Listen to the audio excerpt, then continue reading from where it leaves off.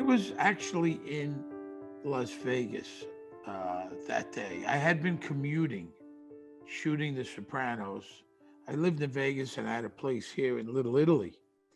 And I was actually in Vegas at the time. Uh, my wife woke me up and told me that the plane had hit. And like everyone else, or a lot of people, I kind of thought like, it was an accident, like, oh man, somebody, hit into the trade center, and it was like, oh my gosh, and then by the time you saw the second one, I kind of also thought maybe, they could still, the people below it could make it out, I was watching on TV and it was, I don't know, 6 o'clock there, maybe, I don't know what the first plane hit here at 9, was it?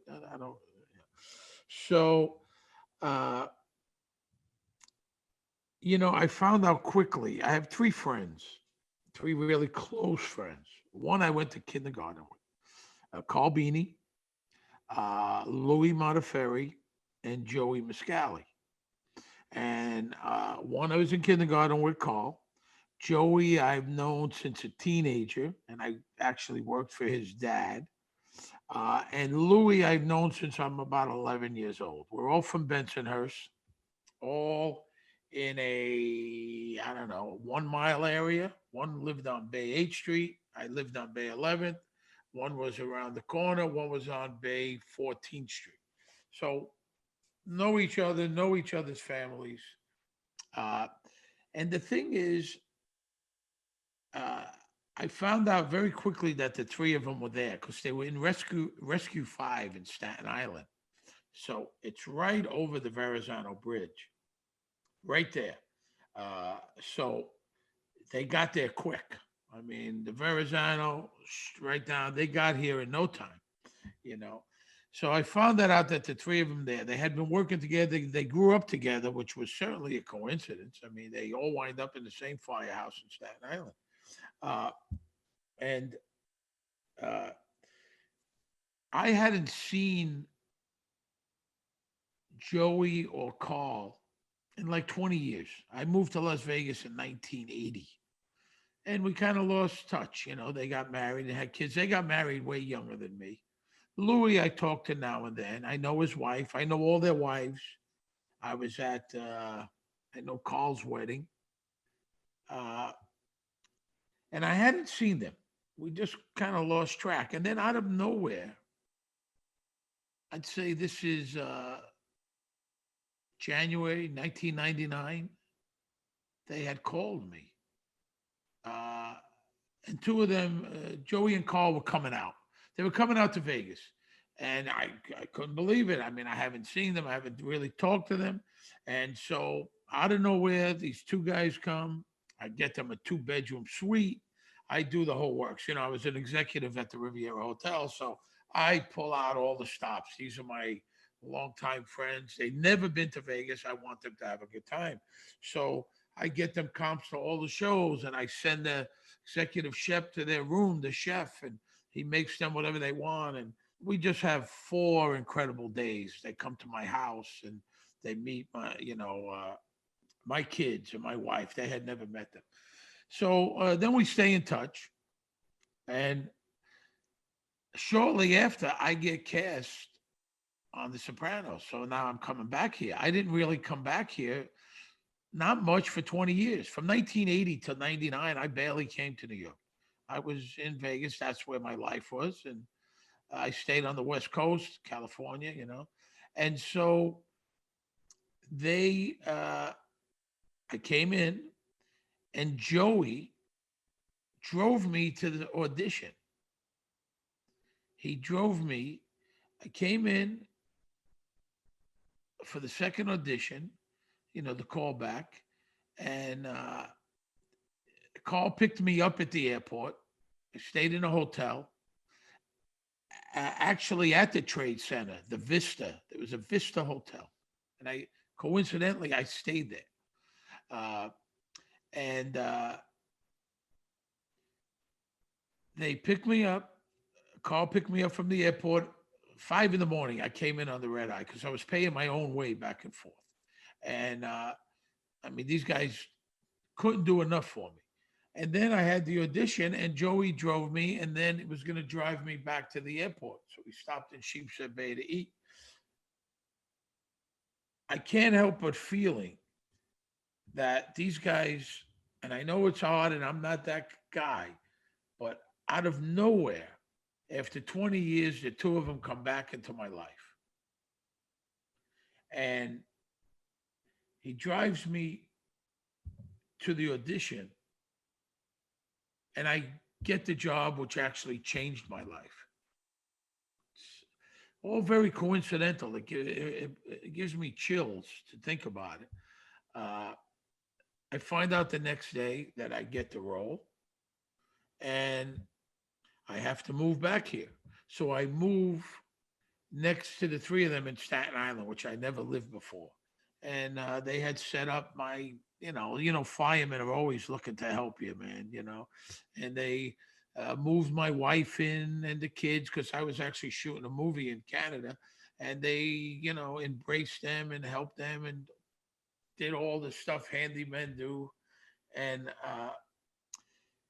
then I moved to Manhattan, and they moved me. I wasn't even there. I was living in Vegas. These two guys moved my stuff out of storage and brought it to a new apartment on Mulberry Street, And they were around.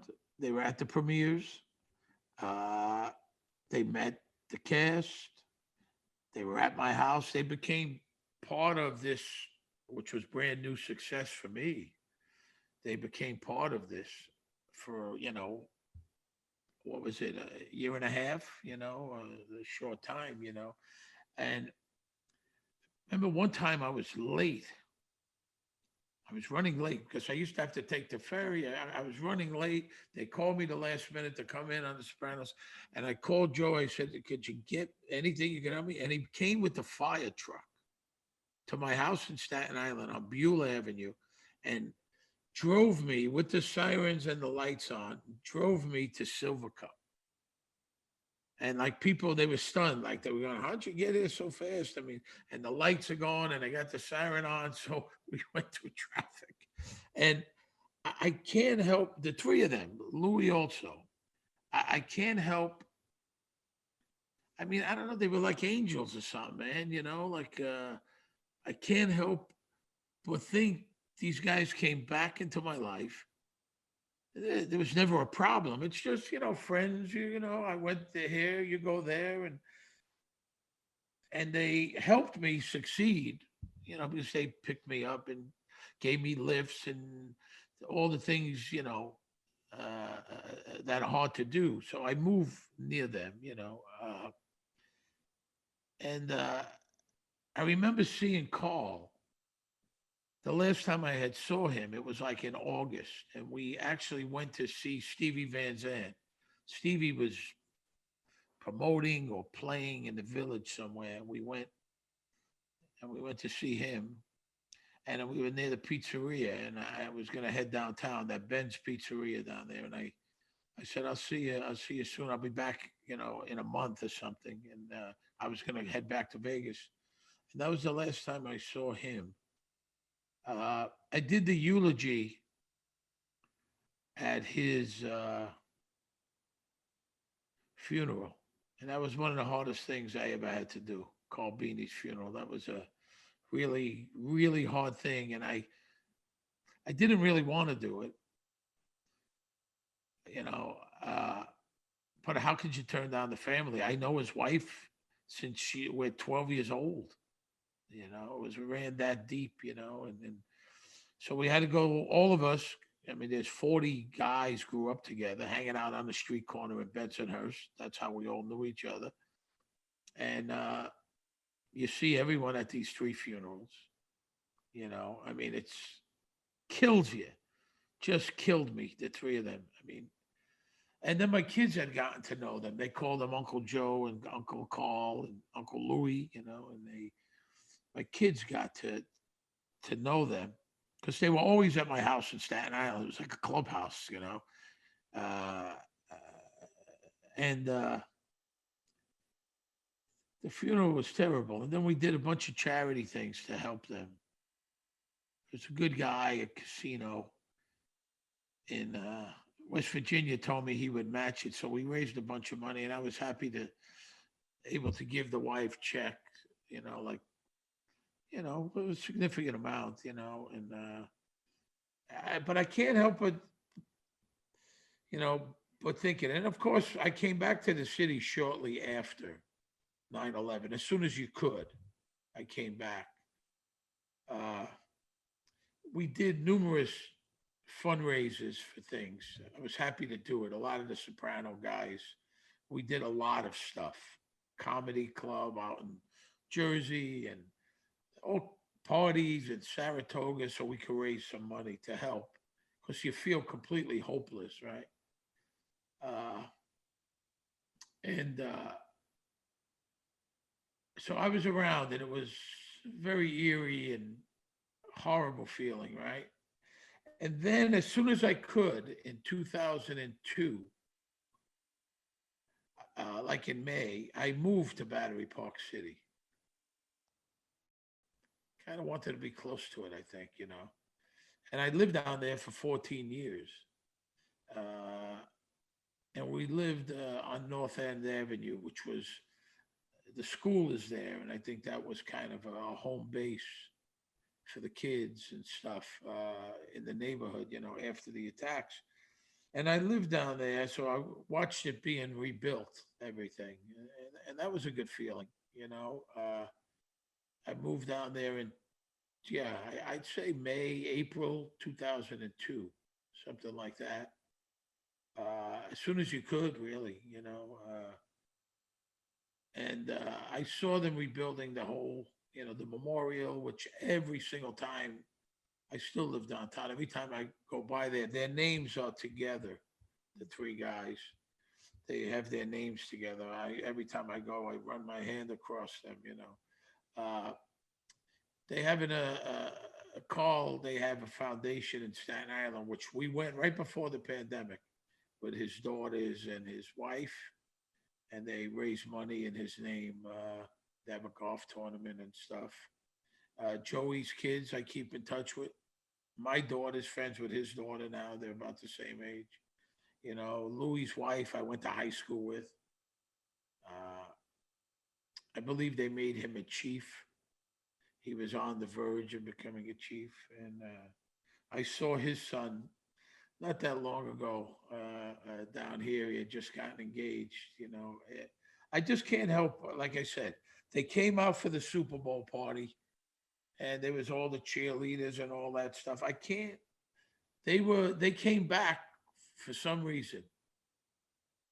I It's just so odd to me. I mean, I come back, they reached out to me and joined me in Vegas. They come back and suddenly they're helping me. They help me move, help my wife, I mean, those are the kind of guys those guys are. Just so many sad stories, so many memorials. I mean, it's way different than the pandemic. Way different. I can't say what's worse. They're both horrible, but this was just so devastating for so many people. And I knew some other people also that died, acquaintances, kids I grew up with. A dear friend of mine, my sister, her best friend growing up, who was, like when you grow up, and I grew up in a wacky family, you sometimes there's somebody that's stable, like whether it be an uncle or a friend, and you're happy to see them. That's what this girl, her name was Barbara and Tochi, and she was like that. She was always like kind of level headed and come over. You're always happy to see her. And she just happened to be at the Trade Center for one day for a business meeting, you know, and she died. Yeah, it was a real, well, it is and was. I mean, it still is a terrible, terrible time. And I've gone to, I like when they read the names off. I like that a lot. They should never stop that ever. Uh, Never. And I don't know if they did it this year. Did they? Yeah, No. yeah, they did. Yeah. They should never ever stop that. And I know it brings up feelings, but they should never stop that. And yeah. I These three guys, we had rekindled our friendship, and very sad time. Listening to those bagpipes now kills me. Really kills me. It's really sad. And I got to know a lot of the firemen from Rescue Five, and they were like a family and very supportive with each other. And yeah, three really, really good men, really good guys. I know everybody says that after somebody dies, everybody goes, "What a guy!" And sometimes guys aren't that nice of guys, and they died. And yeah, you don't want to see anyone die, but no, the guy really wasn't that good a guy. These were really, really good fathers and good guys. They were all long term married. I mean, they had been together. I mean, it's hard to believe it's what's it 20 years now, 21, We're coming up on 20 years. 20 years. It's amazing. I mean, I'm 63. They were like my age, maybe a year older. Two of them were a year older. Carl was my age. Yeah, it's I'm really happy that I got to hang with them again. And I remember one time I introduced them to Keith Richards at a premiere.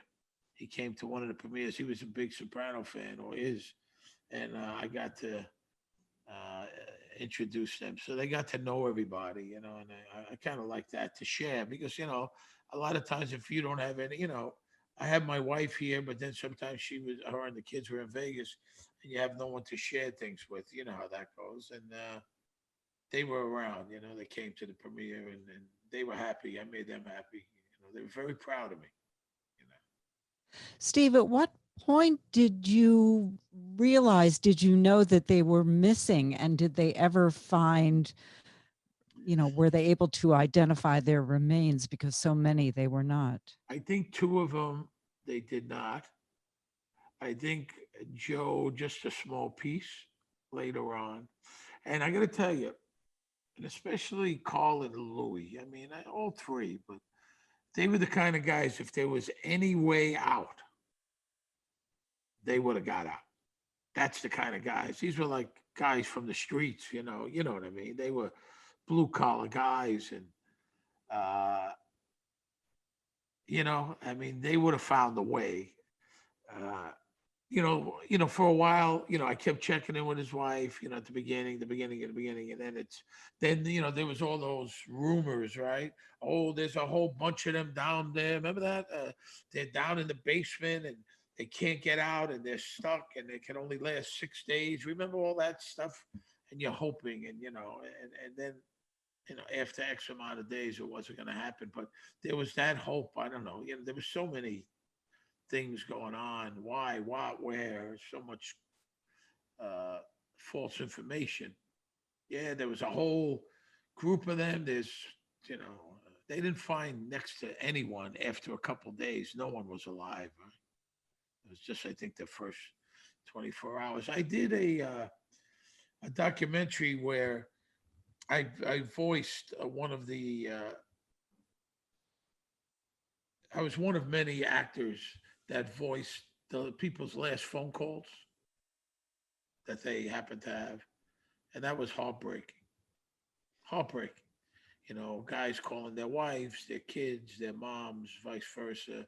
Women calling their husbands, and I was a part of that, which I was anything that I could do to help. I'm happy to do.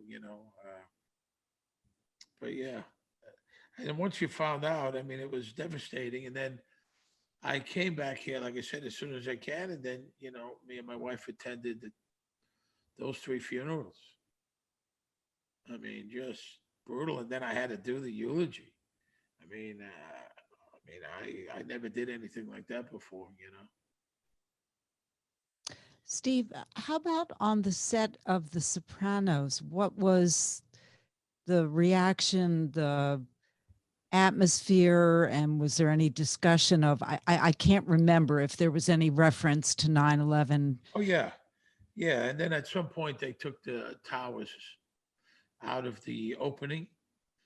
Uh, there was a reference. There's that whole Quasimodo where Bobby tells Tony, you know, he asks, "How's your mother doing?" You know, after 9/11, he says, you know, Quasimodo predicted all this.